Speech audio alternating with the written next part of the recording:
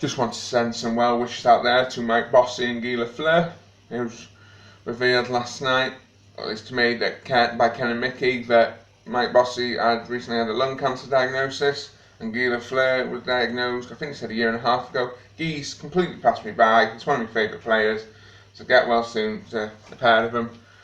Now, I don't think I've done an NHL rankings list. I've certainly ranked the teams. I don't think I've videoed it. Columbus, spoiler alert, are at the bottom. I hate them. There's 3 teams I actually hate. They're one of them. Nothing to do with the team's history, because what history? Simply because of the state they're in. Now, that means last night, this morning, was a great day for me. Coming into the game, not Ms. Leakins, the other one, Corpusalo was undefeated against one team. He lost to everyone else at least once, but he not lost to us. That's all changed. Not to ruin the video. Oh, I might put the scoreline in the title, I don't know.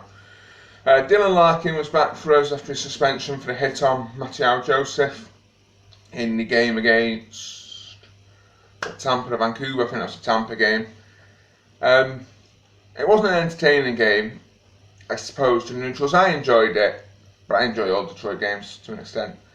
It was like a defensive game. Nothing much happened in the first 2 periods. Rasmussen misses our best 2 chances, and that's about it. Then the third, the ball starts rolling, or the puck starts sliding, if you will, and that's when things start picking up. Lucas Raymond scores his first goal. Beautiful wrist shot, top bins. I was about a bit of that. Beautiful goal. The assists, if I remember right, because I've got them here, were Larkin and Leddy. Yeah. Oh, Snyder had a nice little hit before that goal. And then, I think it's before the goal anyway. Second goal, I think it was Tyler Tuesday. Yes, it was, on a breakaway. He goes top bins as well. Larkin and Raymond get the assist on that. Sorry, I have to look down, I can't read my writing. So that's Bertuzzi's 5th goal, I think, of the season, so he's off to a nice start. I mean, 4 of them did come in one game, but we've only played 3 games. And then they scored, Boone Jenner, but who cares? Boone. And then our last 2 goals are kind of them ones that pad the score because they were empty netters. Nemestikov gets one from Adam Ernie and Mark Stahl, which I believe they said was Stahl's 200th point in his career. Bear in mind he's a defenseman, and you look how long he's played, that might not seem impressive compared to somebody who's a defenseman. And then Nemestikov, nice little teammate, repays the favour. He's got an empty netter, and then he actually has got an empty net. There's no Columbus players. Not swears it for Ernie to get the goal, so that was nice of him. It was also nice to see Larkin get the puck for Raymond's first goal. Nice little captain thing there. The special teams were very good, and they weren't, in that there was power plays and there was no goals, so the penalty kill was good.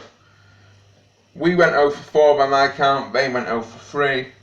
I was always a bit worried when Laine was on the puck because of his shots, but that was about it really. There was no... I think I might have had a couple of chances that made me clench, but there was nothing big. So 4-1 win. We've got Calgary coming on Thursday, I think, so Friday morning for me.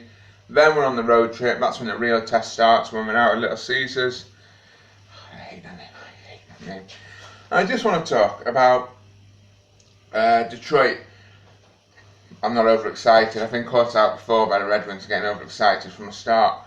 But even if we do show improvement, it's going to be tough to get the playoffs because of the way it is with 3 from each division guaranteed. Well, in the Atlantic, Tampa and Toronto are pretty much a lock. And Florida, after years of being a sleeper team, look like they're finally ready to announce their presence to the world. You know, it's funny though because Florida were that underrated. They were almost overrated for the last few years, but now it looks like they're finally ready. So if they start doing what they should, that's the top 3 automatics, pretty much locked every year. And you've got Boston, who even when they lose players are always in and about there. So that's pretty tough for Detroit. So even if we do improve, which we should, have we got the tools to surpass Florida? So let's say the top 3 are locked. Tampa, Toronto, Florida, right? That means we're left with the 2 wild cards. So suddenly we're facing off against the Metro teams because the 4 and 5 are open to both. So that's going to be pretty tough. I've got high hopes, but I do think we'll improve. But the playoffs, so might be stretched too far for the moment, only based on the Atlantic's strength. So with that, good. Oh, I just want to say shout out to Corpusalo. I don't like to praise the Poo Jackets, but he played fantastic.